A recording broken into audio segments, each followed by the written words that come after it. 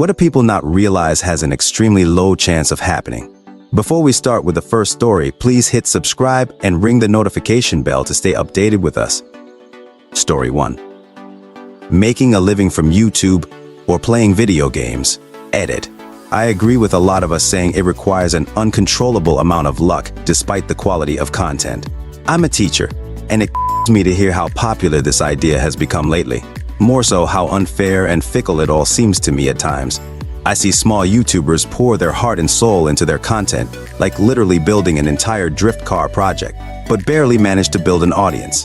Other times I see what I believe are just e-beggars making millions from mediocre content, playing games poorly, or worse, people who simply steal content and do voiceovers. Man, it must be nice to make millions stealing internet videos and doing some obvious voiceover narration, but that's a whole different subject. Story 2. Getting famous. You can even be talented. It's not a guarantee you will be famous or even making a living at whatever it is.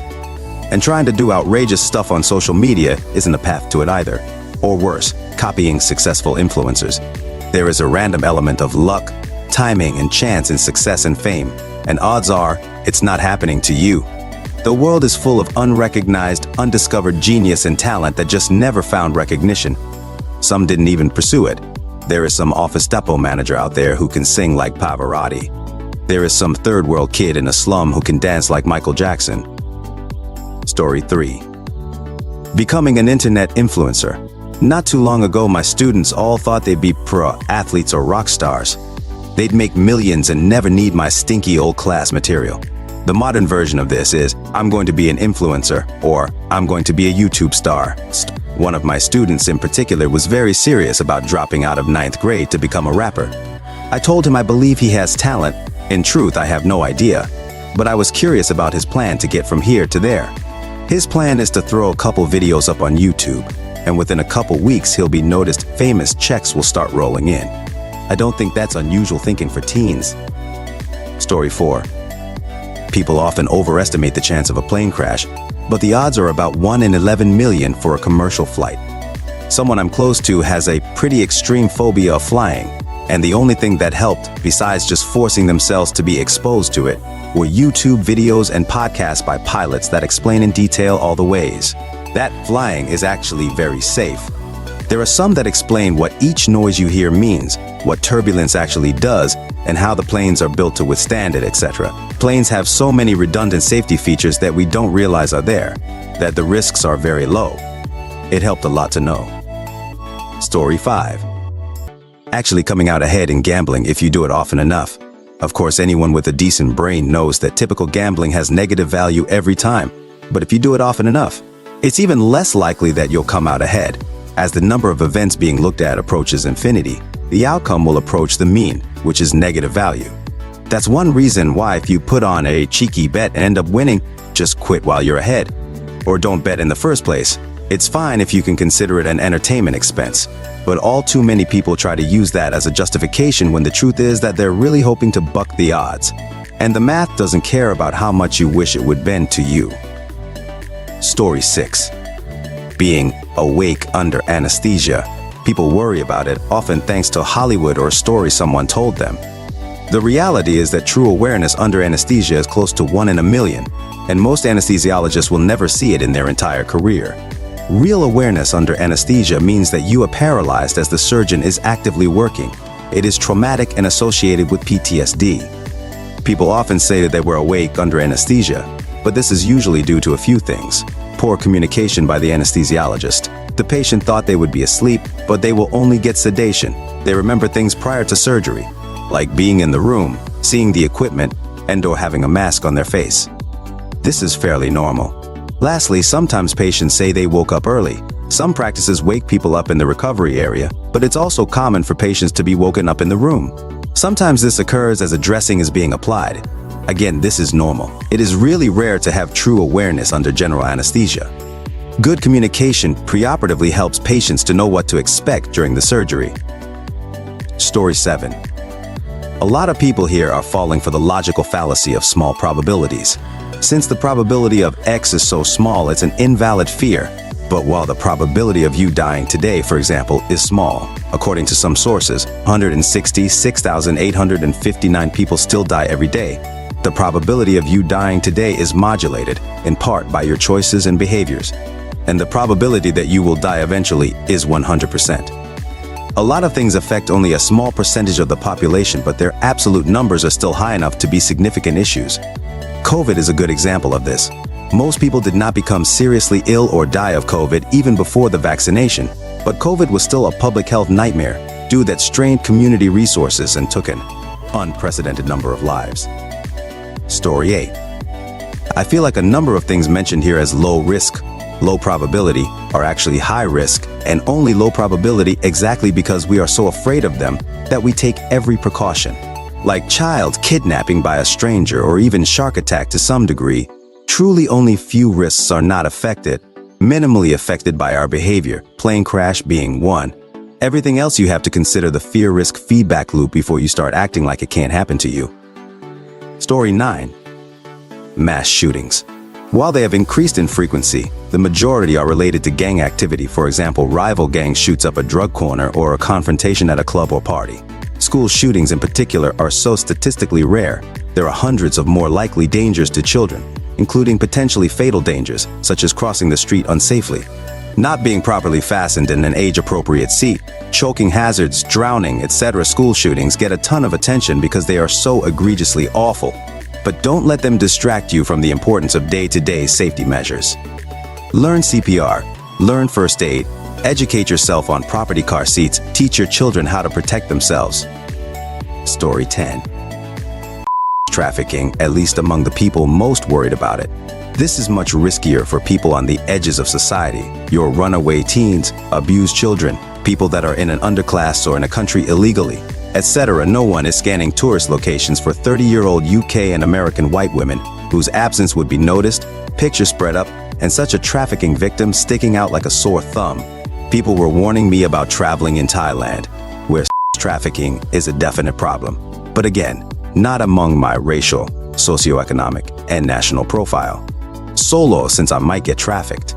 Rather than warning me about renting a motor scooter, which is a massive cause of tourist injury and death in Thailand, I did it anyway, but still, even people abroad think like that. Terrified that the events of Hostel will come true, but will get drunk, pop their girlfriend on the back of a scooter with neither wearing a helmet, and take off. Story 11. You're 11-year-old and becoming a professional baseball player. My 5 feet 9 inches brother-in-law who trains baseball, and who married my 5 feet 2 inches sister, thinks he's chubby, maybe not exactly chubby, but he has one of those, has zero muscle definition builds. Just a layer of fat everywhere. 8-year-old son is going to end up a professional baseball player. The kid is one of the best on the team. Not the best, but probably second best. And that's probably due to the fact that he's bigger than most other kids at this age. And he gets a ton more practice due to his father owning a baseball coaching, training business. The way I know that he's not even going to play at the college level is this. He isn't athletic. He's a brute. He's not really good at other sports, basketball, hockey, at all.